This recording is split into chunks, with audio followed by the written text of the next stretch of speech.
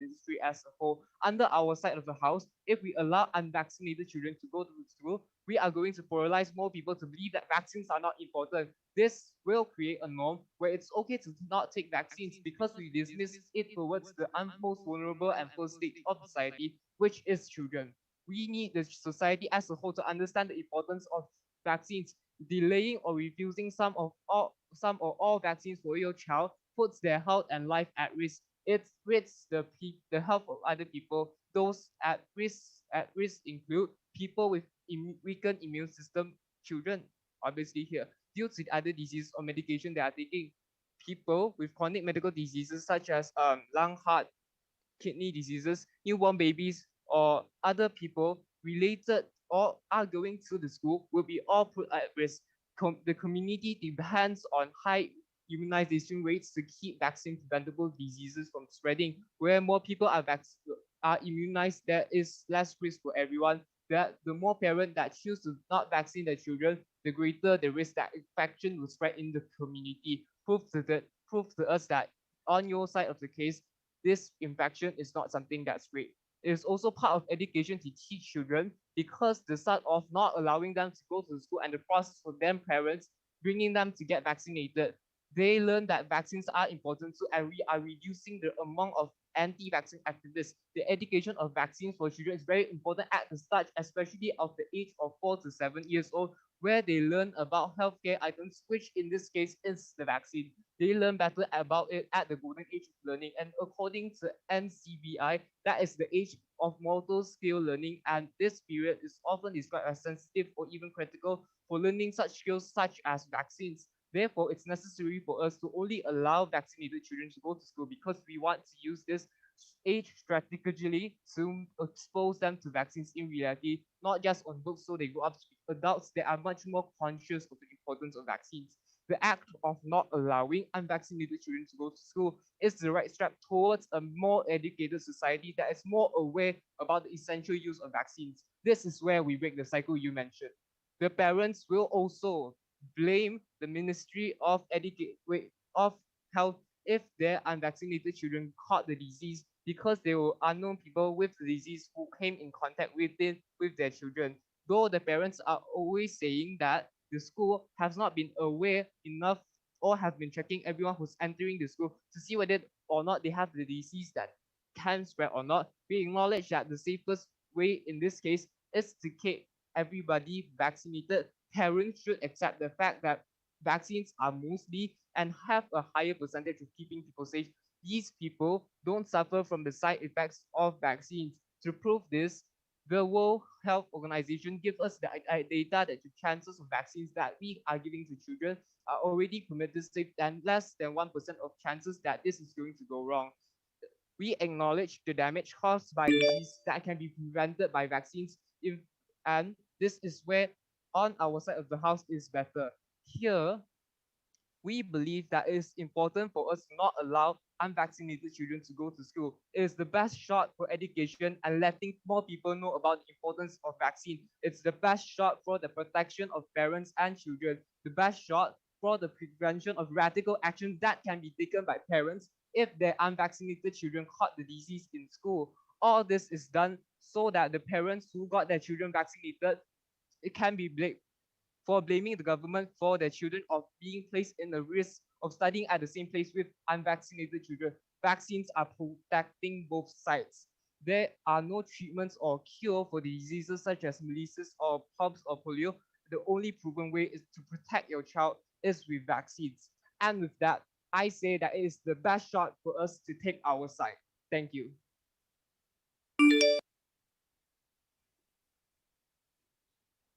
Thank you to the Prime Minister, Mr. Kayang. The speaker spoke for 7 minutes. So I think Mr. Kayang, his study course is matriculation science. And I think Mr. Kayang should change his ambition from becoming a lecturer to become the Ministry of Health himself.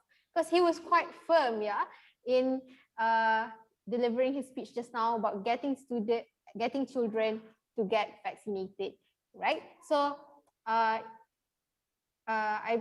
say great future ahead for you, Mr. Kayang. So now let's proceed with the Deputy Opposition Leader.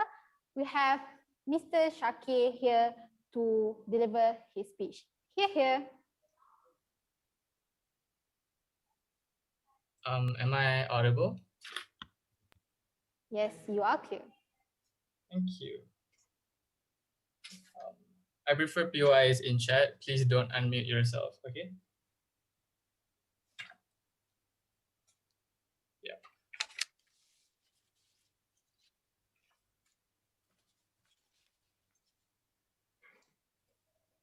Starting my speech in 3, 2, 1.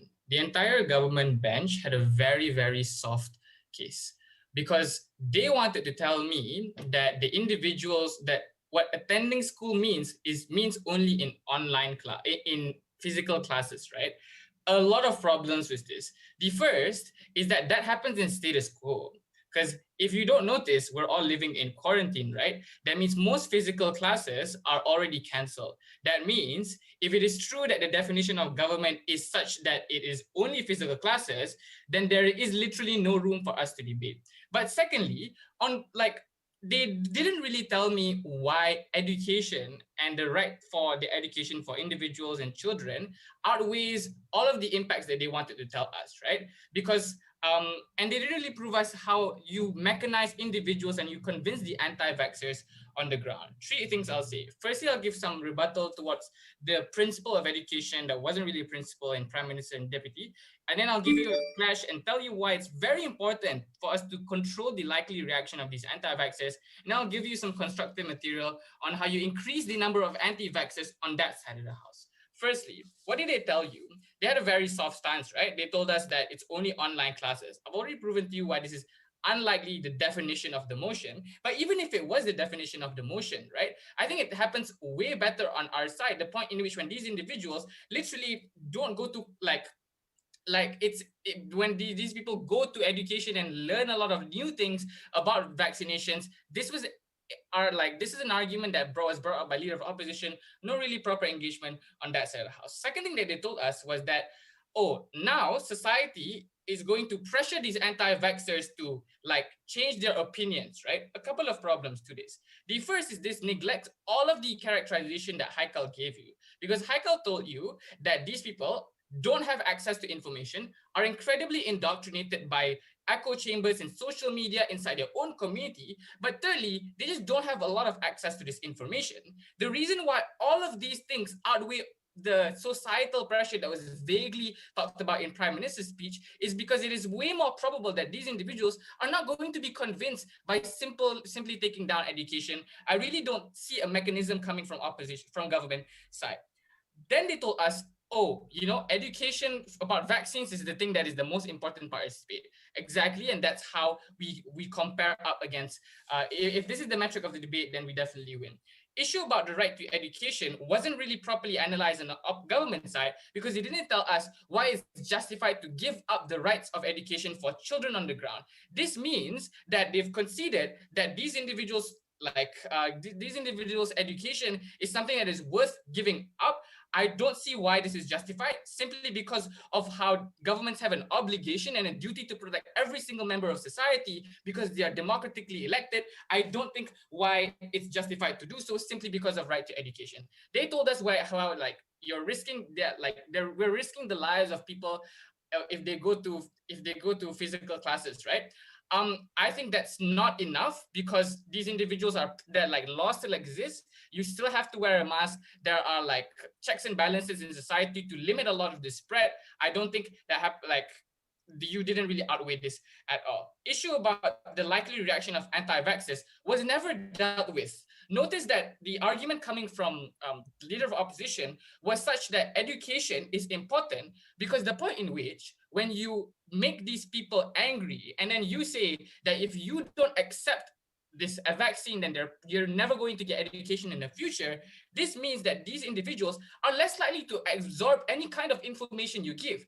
If you say that these people shouldn't deserve education now, everything after that doesn't mean anything because you're already turned off to the discussion. This is why the discourse is important, because once these children go to school, that's when like syllabuses who are tailored to pro-vaccines, or the school the school is probably regulated by the government, children make their own ideologies and form opinions about how vaccinations is probably good. On a scale of impact, we get more people that are convinced that vaccines are good, so when they become adults, they're more likely to take vaccines.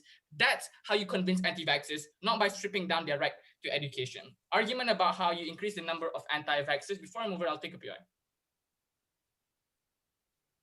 Okay. Number one, there is already access towards social media, but secondly, in status quo, children already go to school for that, even if they're unvaccinated. But however, those kind of things still exist. Do you agree in Um, that? All right. Firstly, information does exist, but this debate is a zero-sum game, right? So you have to give me analysis as to why information happens better on your side, and once you push them away, information doesn't happen at all. The burden on opposition isn't to prove why this information is something that is important. You have to prove to me why taking away education is like something that is justified. The burden is high on government. But second, I'll just deal with that in my argument about increase of anti-vaxxers, right? First layer to this is that once these children go to school and they don't see their friends whose families are anti-vaxxers, it creates a discussion and a mental note within their minds that there is no conversation that is worth talking about with the anti-vaxxers. And this is problematic because it makes it seem as if an anti-vaxxer is something that is so ideologically opposed to what society thinks that you can never be friends with them. I think this is very problematic because it gives them the power of taboo. These things are very important because number one, you increase the likelihood of these types of rhetoric to be used as weapons to convince other people to become anti-vaxxers. Because once the anti-vaxxers and their group chats and their social media accounts say that the government is limiting our right to education, the government is taking away our bodily autonomy, that's when you make other people understand that the government is being a dictator, taking away your fundamental liberties as a human being in this country. This is how you convince people to become more oppressive against your government. That's when you will never be able to get these people to become convinced that vaccinations is important. The conclusion to this argument is very simple. At the point in which when you turn off the vast majority of people from taking the vaccine, the Ministry of Health has failed in like allowing people to get vaccinated. You don't discharge this burden of helping the vast majority of society. I think what's comparatively better is that these individuals like Ministry of Health go slowly and disseminate information about it. On a balance of probabilities, we convince more people to take the vaccine. I've never been prouder to oppose. Thank you, Mr. Shakir. So Mr. Shakir spoke for 7 minutes and 40 seconds. So that's it for the first half of our debate today. Now moving on to the second half of our debate today. But before that, I remembered that Mr. Shakir has DM'd me yesterday saying that his hobby is making music. So I would like to ask Mr. Shakir here to make a music to disseminate the awareness for the children to take vaccine so that they can go to school, right? So it must be cool, right, to see Mr. Shakir one day in the AJL platform, right, Mr. Shakir? So maybe we could just proceed with with the next speaker, the government whip. Hereby, I invite Mr. Imran to proceed with his speech. Here. Hello. Everyone can hear me, right? Yes, you are very clear. Okay. This one.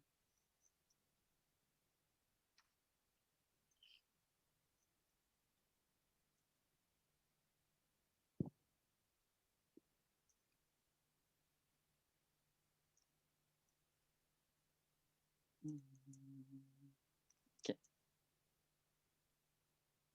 I think it's sad from the get-go that the opposition side tried to frame the debate as is that this debate is about having to having to not allow the vaccine in such and letting people go to school with vaccine or without vaccine. I think that this debate is not about that. This is an active debate in which side of the house fulfill the roles for a Ministry of Health and such. Therefore, under our side, we told you that this debate is about that. in which their world, they are talking about only in government's institution as a whole, in which it harms them. However, we are going to deal it in annual later under our issue. We think it's also sad that at the end of the day, the premises that was introduced by my first two speaker was being dismissed, and therefore rendering this motion, rendering this debate as stagnant. Three things I'm going to do in today's debate. First, let's talk about case comparative on the side of government and opposition. Number two, I'm going to give some rebuttals that I think is irrelevant to the issue, and we're going to issue in which only one issue in which Minister of Health obligations. So, firstly, towards the case comparative, what does OP tell you in their objective? One, they are talking about that they basically just wanting to let them go to school because basically it's for education and therefore we can decrease this anti-vaccine and whatsoever. However, it is weird that at the end of the day, they never fulfill the role of like why is Ministry of Education want to do it at the first place. We don't think that this kind of direction is the way that you can go on the side of opposition, because at the end of the day, it's basically disadvantage towards the Ministry of Health to begin with. Under our side, comparatively, we talk about our premise in which Minister of Health see vaccine as very important, and therefore, this is why we want at the end of the day to make sure that all of these children are vaccinated and protected by fulfilling these obligations of Minister of Health, because we believe that we want the best protection of health towards the well-being of children when they attend the school. So those are the case comparative under both sides of the house. Certain flaws that we think coming from side of opposition. Number one, they are only debating in the premise of in which the governments are responsible. They never look up into in which role is more fulfilling at the end of the day. So therefore, we think this kind of like lacking towards the analysis and substantive towards the obligation is abhorrently problematic, and therefore we think opposition cannot reframe the debate anymore. Responses to the other side of house. Firstly, when we talk about when they talk about children, they have no responsibility. They cannot do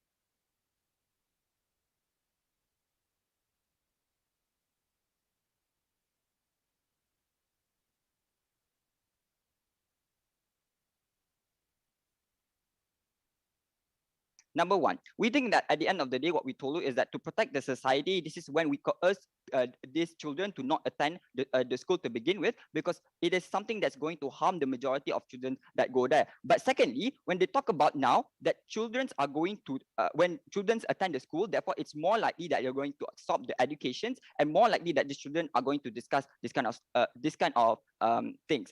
Firstly, we think PY. this is going to be more harmful because, like the children, when they know that these people are like different than them and has no vaccine, they are going to push them away because at the end of the day, they don't have the vaccine to begin with in that school. We think the bullying and also like discriminations towards people who have not considered to be standardized in the society is getting worse. Secondly, we think like, come on, like children are not going to talk about this. Like even if they talk about it, we think that those kind of harm does apply under your side of the house, and therefore we think it is problematic to begin with. But lastly, when they talk about like now government is against the people because you oppress and you disallow this education to happen. First, we think that in this debate, that's the trade-off that we are talking about. We think that more likely now, at least the people in the majority are now safe and therefore they are protected from the individuals who are unvaccinated. But secondly, even if you see that these individuals are like, we somehow like disallowing them to receive some of education, my second speaker had already told you that some online classes and other procedures are already existed to begin with. But lastly, you see this debate requires us to just talk about the Ministry's of Health responsibilities and obligation. We think that there's another debate in which what kind of thing that Ministry of Education can approach us later. So what's the comparative and the conclusion under our side and their side of the house? First, we protect the society as a whole, and therefore we make sure that these the children that already are within the scopes of Ministry of Health Education is safe. But secondly, we fulfill the role and in which the obligations that are necessary to make sure everyone is within the power of the health and safety net. But lastly, ultimately, we make sure that these children, children are now, as well as their parent, coerced and realize that within the discussion that even if it does exist, we think that at the end of the day, this kind of thing exists better under our side because those coercions and the confidence that happens are proven to make sure that they are always within the spectrum of the people to believe that those kind of vaccine is good and therefore change the adversity towards it. We have never been so proud to propose. Here. Thank you to Mr. Imran. So Mr. Imran spoke for 7 minutes and 14 seconds. So I think it was a very sharp and spicy rebuttals there coming up from KMJ Ramen. Spicy, right? Ramen.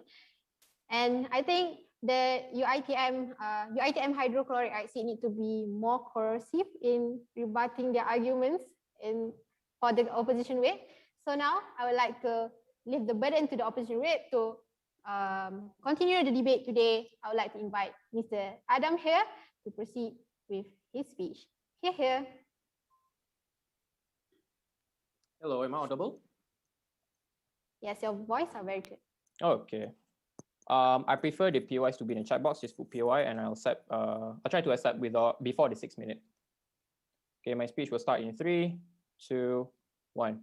Panel, if the government were to be the current government of a country, then the state government will be draconian in nature. This is because they want to give you the notion that even if they were to be the Ministry of Health, then it's okay for them to force on people to do things that they don't want, which is contradictory to what a state government is supposed to do. So therefore, whatever it is that they're trying to go is basically oppressive in nature and like won't even come to a lot of the benefits that they mentioned won't even be enough to solve the COVID-19 pandemic in general. First and foremost, a very good afternoon to everyone here present. So I'll be giving my issues and also sub-issues, then further give you analysis and give you comparisons on why our side takes the debate today. A few clarifications. Up until the third speech, they've been having this notion and they've been trying to clarify to us that this debate will only happen in a world where the COVID-19 situation is still at hand and like we're still in a quarantine, right? Because they give you a mechanism where like some students can go to school and some students cannot go to school. Up until my second speaker, we've already told you that the nature of the debate today is we're talking about when the majority of a country already receives its vaccine. Therefore, that's why the Ministry of Health should pursue to convince anti-vaxxers to take the vaccine.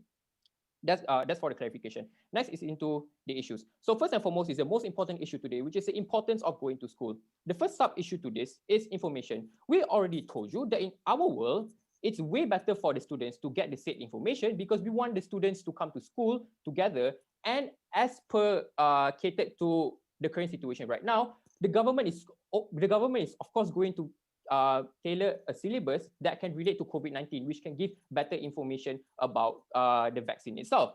And the way government respond to this issue by telling you that, hey, kids who weren't vaccinated will still be able to go to school because they can go to online school. First response to this is that it is not possible at all. Let me tell you why.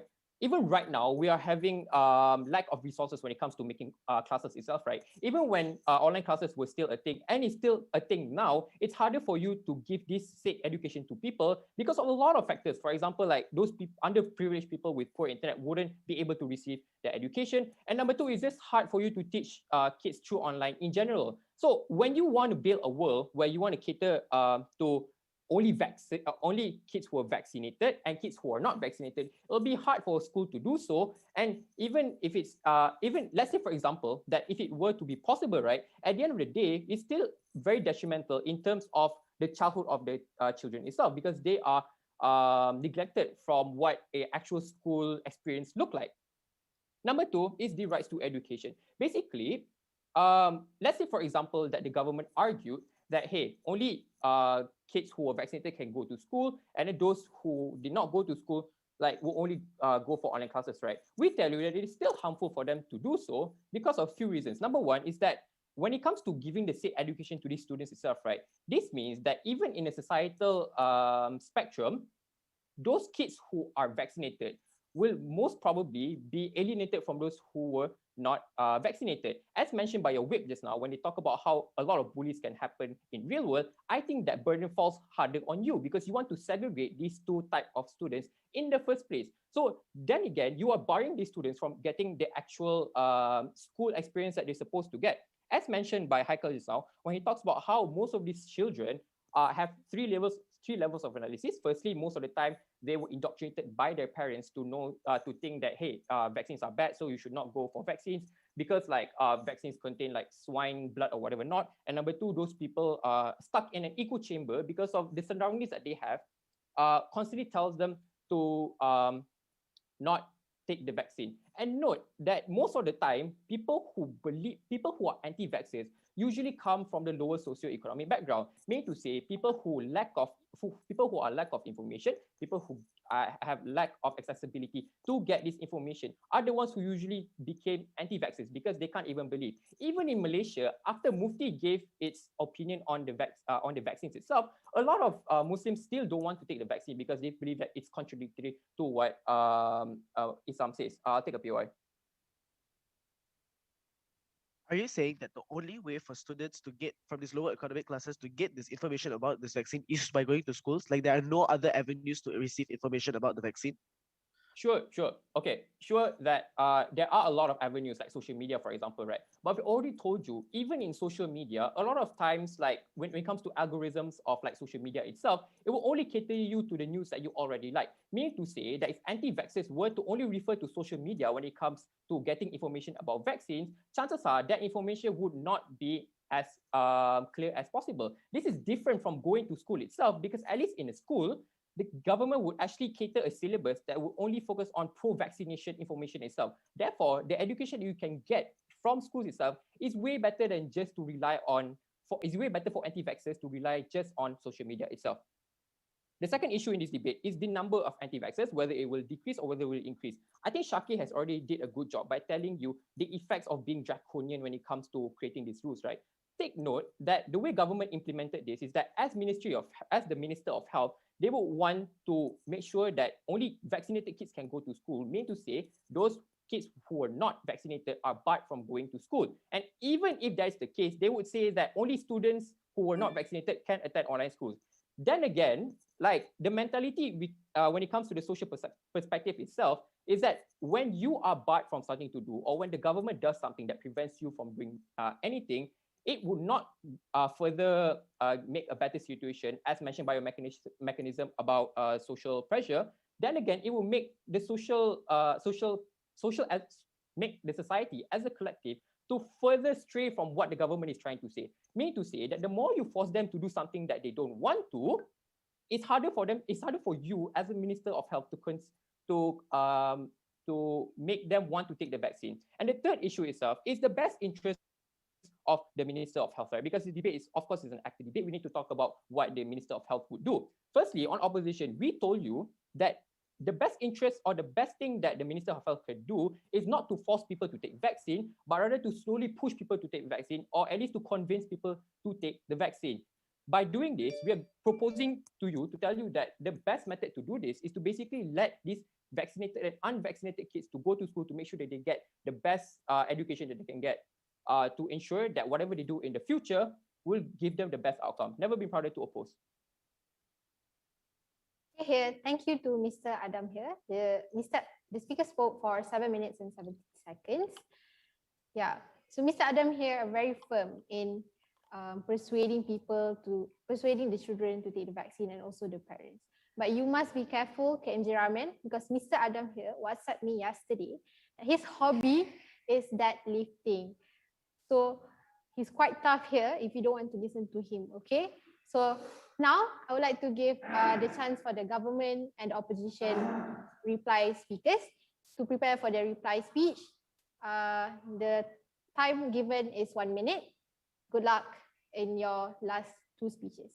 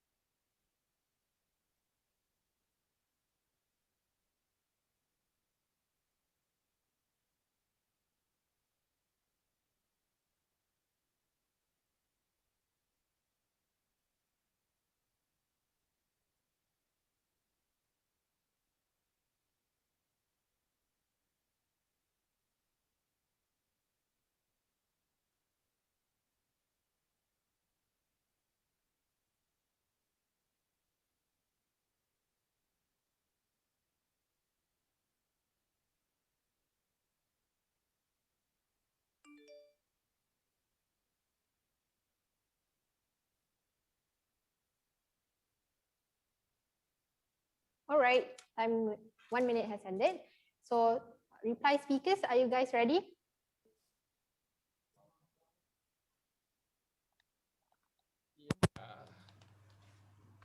Okay, educators, are you guys ready? All right. All right, so now without further ado, I would like to invite the reply speaker from the opposition side, Mr. Shakir. Here. Yeah, am I audible? Yes, your voice, Akhir. Yeah, great. Starting my speech in 3, 2, 1. I think the goal of this round is 2 things. The first is to convince these anti-vaxxers to become vaxxers in the future. And secondly, is to protect society by means of herd immunity, right? And I think it's intuitive to believe that these 2 things are probably in the top of the list for any Ministry of Health for that matter. So all of our arguments are tailored towards why it's good for Ministry of Health, because it's going to be linked with the Ministry of Education, it's going to be linked with society, because everyone is a part of society. So I think all the accusations that government tells you about how, oh, we're not debating in the spirit of the motion, I really don't think they bear any fruit. 2 issues. Firstly, about the principle of education versus COVID-19 carriers, and I'll deal with the impacts of both moral ramifications, and secondly, about the likelihood for these individuals to become anti-vaxxers in the future, right? Firstly, on the principle of education, they told us that it is unjustified for anyone to become it is unjustified for governments to it's justified for governments to take away the education of these individuals because it's for the best case of majority. This means they conceded to a couple of things. They conceded to, number 1, letting go of any obligation that governments have towards society as a whole, right? Because people vote for governments to care for the best interest of they traded that off. The ramification to this is 2 things. The first is that they are innocent children who are going to be limited their childhood and education, right? And they didn't really tell us why this is fair. They told us that parents should be penalized, but that isn't an argument against our case. It's literally, you have to literally tell me why children are justified to become the battering ram for any type of social progression that you want to tell me. The impact to this is that children will be segregated not only in the classroom, but in society as a whole. And this is co-opted with harms of how you're weaponizing these individuals, like you're weaponizing them for like some kind of social progression. I don't see why that's justified.